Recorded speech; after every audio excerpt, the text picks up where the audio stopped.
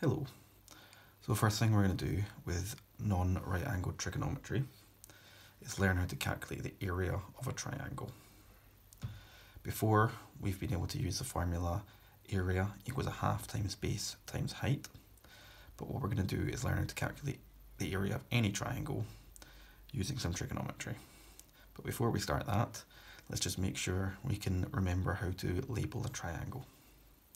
Here, we've got vertex A, B, and C, which can represent the angle A, the angle B, and then the angle C. Since we've got three angles, we also have three sides. And when I'm labeling the sides of a triangle, I'm going to label them not with an uppercase capital A, B, or C, but with a lowercase a, B, or C.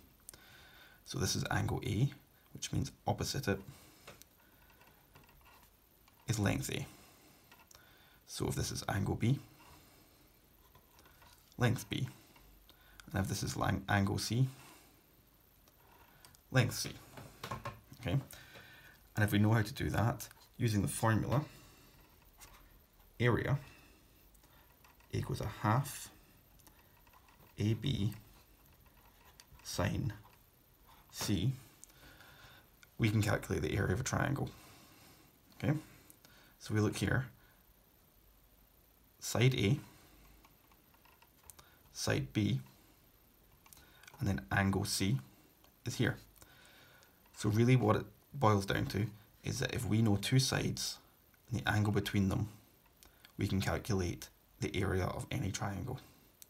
So if you see down below, I've not labelled the sides of the triangles, just so we get in the habit of just knowing straight away that it's two sides and the angle between them.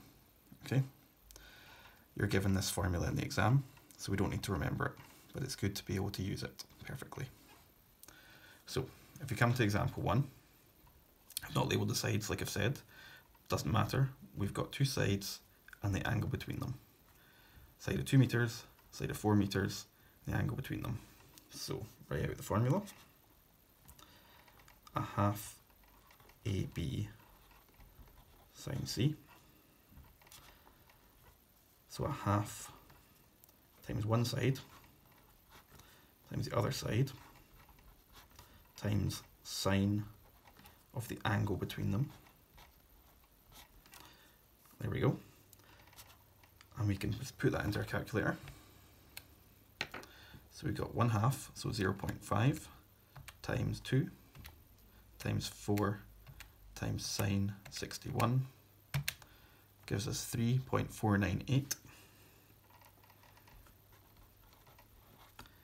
which if I was to round that to one decimal place would be 3.5 meters squared, because we're calculating area. So if we move on to example 2, what I've tried to do is show you that sometimes the question can try and trick you. You've been given two angles and two sides. Now, like I've said before, we need two sides and the angle between them. So really, all we need is this 11, 16, and the 58. So again, I'll write out the formula.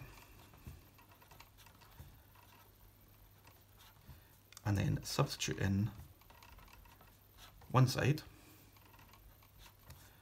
the other side, and then the angle between them, which is 58, not 49. So then get out the calculator. So we've got 0.5 times 11 times 16 times sine 58 gives us 74.628, which rounded to one decimal place is going to be 74.6 millimeters squared.